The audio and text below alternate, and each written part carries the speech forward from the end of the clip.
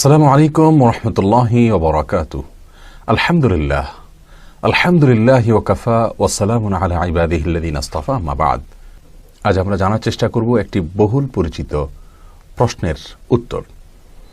সিয়াম পালন করে রমাদান মাসে বা অন্য সময় সিয়ামরত অবস্থায় একজন সিয়াম পালনকারী ব্যক্তি তিনি নখ, চুল ইত্যাদি কাটতে পারবেন কিনা, শেভ হতে পারবেন কিনা, তিনি নাভির নিচের পশম ইত্যাদি কাটতে পারবেন কিনা বা চাঁচতে পারবেন কিনা, এ বিষয়ে আমরা অনেকেই জানতে চাই।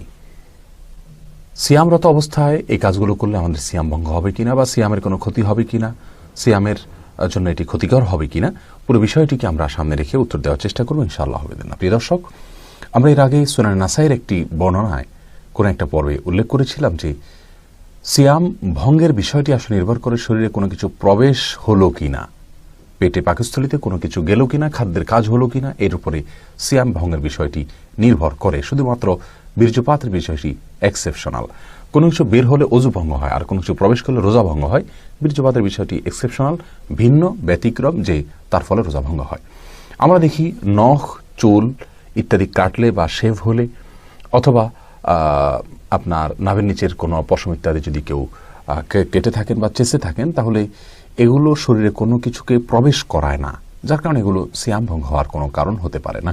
এর বাইরেও সুস্পষ্টভাবে এ বিষয়ে ফতোয়া দেখতে পাই আমরা। অনেক বড় বড় বিজ্ঞ ফকিগণ এবং মুফতিগণ সারা পৃথিবীতে ফতোয়া দিয়েছেন। তার ভিতরে সৌদি আরবের সাবেক গ্র্যান্ড মুফতি আব্দুল আজিজ বিন আবদুল্লাহ বিন বাজ রাহমাহুল্লাহ তিনি ফতোয়া দিয়েছেন যে চুল, নখ ইত্যাদি কাটলে সিয়াম ভঙ্গ হবে না। দাড়ি শেভ করা এটা এমনিতে হারাম কাজ, কোনো মুসলমানের জন্য জায়েজ নাই, সেটা রমজান মাসেও না, রমজানের বাইরেও না। তবে যদি কেউ করেন এর ফলে তার সিয়াম ভঙ্গ হবে না। নাভির নিচের পশম ইত্যাদি শরীরের অবাঞ্ছিত লোম, এগুলো যদি আমরা কোনোভাবে রিমুভ করি, কাটি বা চাঁচি, তাহলে সেক্ষেত্রে এটাও আমাদের সিয়াম ভঙ্গের কোনো কারণ হবে না।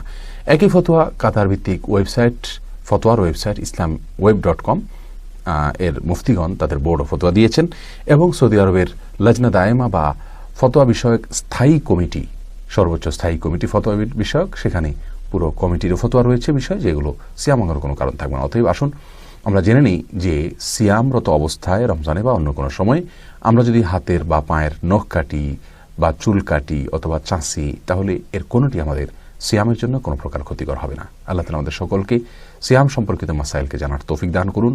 আসসালামু আলাইকুম রহমতুল্লাহ।